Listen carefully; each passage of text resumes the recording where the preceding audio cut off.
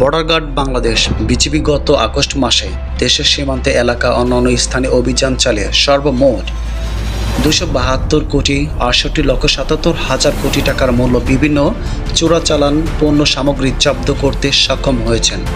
বিজিবির সদস্য অধিদপ্তর জনসংযোগ কর্মকর্তা শফিকুল ইসলাম এ তথ্য জানান। জব্দ করা চোরাচালান দ্রব্যের মধ্যে রয়েছে 29 কেজি 131 গ্রাম স্বর্ণ, 16 কেজি 300 গ্রাম রূপা, 3 কেজি 601 গ্রাম সাপের বিষ, 1,21,551টি কসমেটিক সামগ্রী, 25,922টি ইমিটেশন গয়না, 12,183টি শাড়ি, 4,000 প্লাস শাড়ি, শার্ট, চাদর, কম্বল, তৈরি, 2261টি থান কাপড়, 2027 ঘনফুট কাঠ, 3,731 কেজি চা পাতা, 3,91,043 কেজি চিনি, 17,380 কেজি কয়লা, 19,439 মোবাইল ডিসপ্লে, 1,26,300টি চশমা, 1,366 কেজি 50 গ্রাম জিরা, 6টি ট্রাক, 12টি পিকআপ, 4টি প্রাইভেট কার, মাইক্রোবাস সহ 9টি ট্রাক, 191টি নৌকা, 17টি সিএনজি,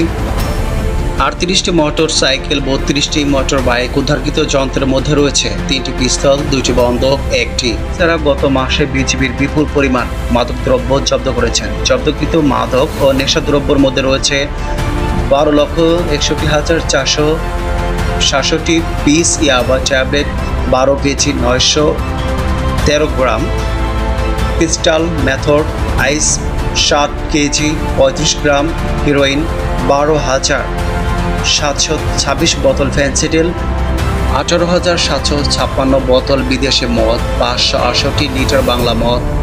সীমান্তে বিজিবির অভিযানে ইয়াবা সহ বিভিন্ন প্রকার মাদক পাচার ও অন্যান্য চোরাচালানি জড়িত থাকা অভিযোগের 143 জন চোরাচ কারবারি ও অবৈধ সীমান্তে অতিক্রম দায়ে 125 জন বাংলাদেশের নাগরিক, 22 জন ভারতীয় নাগরিক আটকের পর বিরুদ্ধে আইনগত ব্যবস্থা গ্রহণ করেছেন।